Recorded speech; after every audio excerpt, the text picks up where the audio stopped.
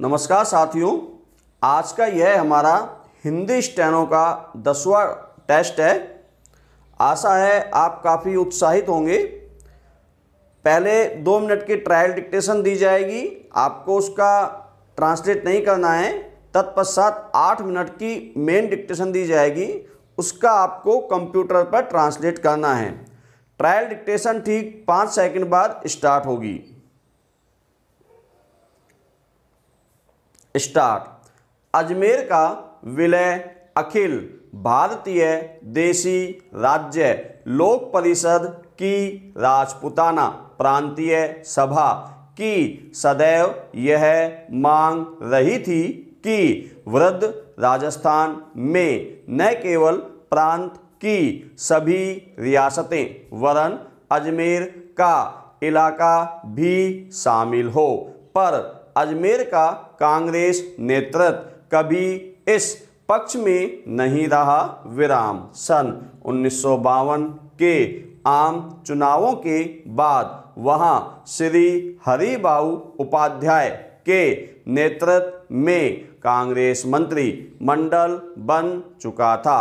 अब तो वहां का नेतृत्व यह दलील देने लगा कि प्रशासन की दृष्टि से छोटे राज्य ही बनाए रखना उचित है। राज्य पुनर्गठन आयोग ने अजमेर के नेताओं के इस तर्क को स्वीकार नहीं किया और सिफारिश की कि उसे राजस्थान में मिला देना चाहिए। तदनुसार तारीख 1 नवंबर 1996 को माउंट आबू क्षेत्र के साथ ही अजमेर मेरवाड़ा भी राजस्थान में मिला दिया गया।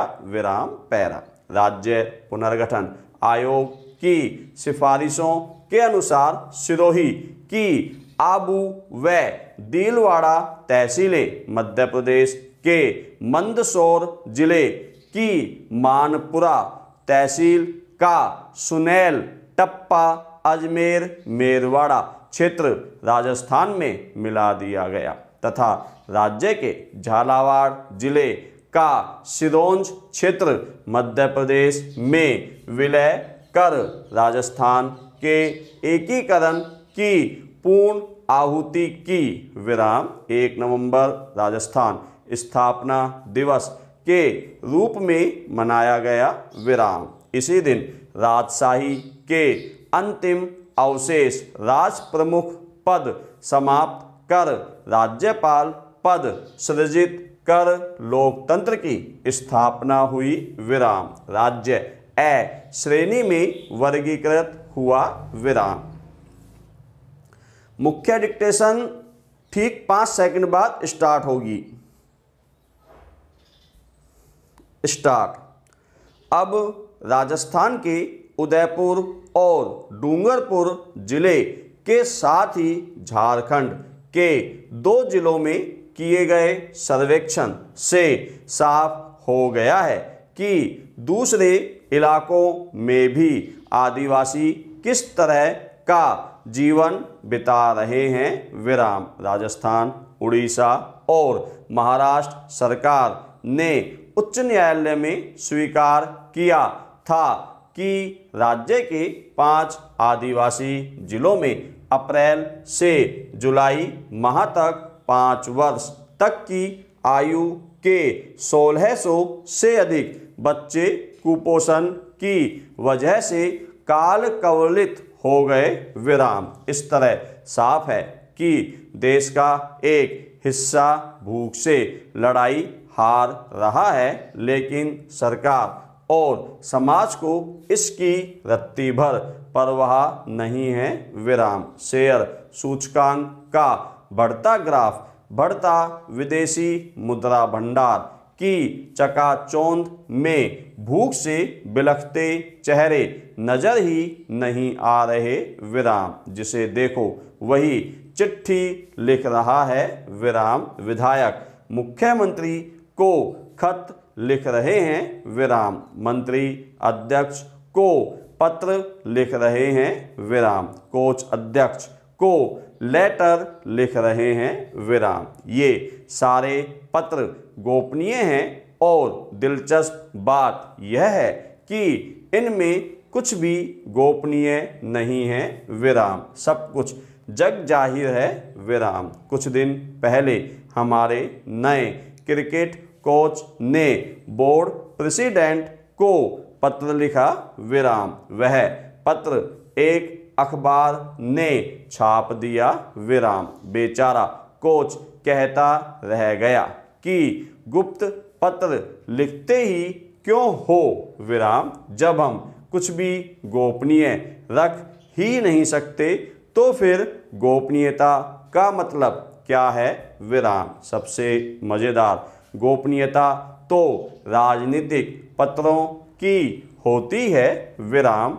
एक नेता दूसरे को एक गुप्त पत्र लिखता है और पत्र जिसके पास पहुंचना चाहिए उसके पास पहुंचने से पहले ही लीक हो जाता है विराम। यूं आजकल पत्र लिखता ही कौन है विराम। जब से टेलीफोन मोबाइल चले हैं तब से पत्र आना ही बंद हो गए विराम। पहले डाकिए का बरसात की तरह इंतजार रहता था विराम। चिट्ठी को पाकर लोग झूमकर गाते थे, चिट्ठी आई है वतन से, चिट्ठी आई है विराम। अब समझ नहीं आता कि गीत कैसे बनेंगे। मोबाइल आया है घर से, मोबाइल आया है विराम। इन पंक्तियों में वह बात ही नहीं है जो चिट्ठी में थी विराम। पुराने जमाने में गांव की गोरी नाचती हुई गाती थी, खत लिख दे सांवरिया के नाम बाबू, कोरे कागज पे लिख दे सलाम बाबू, वे जान जाएंगे पहचान जाएंगे विराम। हाँ, अब यह खतरा खत्म हो गया है विराम। पुराने वाले टेलीफोन में तो पता नहीं लगता था कि फ़ोन कहाँ से आया है विराम पैरा। अहमदाबाद नगर निगम में शानदार सफलता भाजपा के लिए उत्साहवर्धक है विराम। हालांकि एक नगर निगम चुनावों की जीत राष्ट्रीय महत्व की नहीं मानी जा सकती, फिर भी भाजपा नेतृत्व ऊहापोह की जैसी स्थिति में है।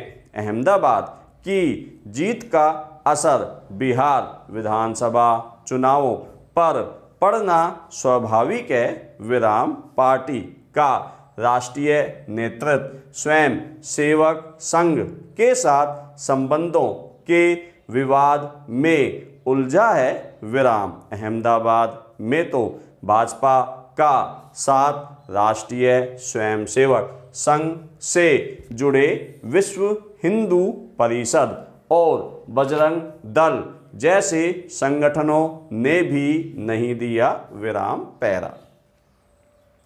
फलतः मुलजिम गौरव कुमार पुत्र कमलेश को अपराध अंतर्गत धारा 289 भारतीय दंड संहिता एवं धारा 3/181, 146/196 MV एक्ट में दोषसिद्ध घोषित किया जाकर परिवीक्षा अधिनियम की धारा 4 का लाभ इस शर्त पर दिया जाता है कि यदि अभियुक्त 5,000 रुपये की जमानत व बंद पत्र 1 वर्ष की अवधि के लिए इस आशय का पेश कर तस्दीक कराए कि वो उक्त अवधि में सदाचारी बना रहेगा, अपराध की पुनरावृत्ति नहीं करेगा तथा न्यायालय द्वारा तलब किए जाने पर सजा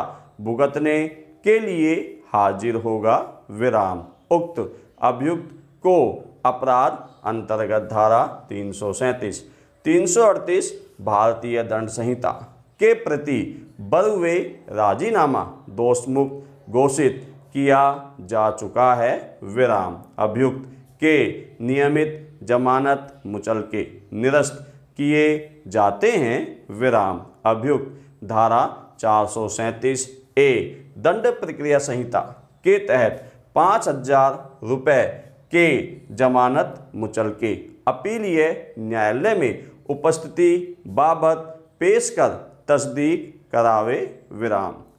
धन्यवाद साथियों।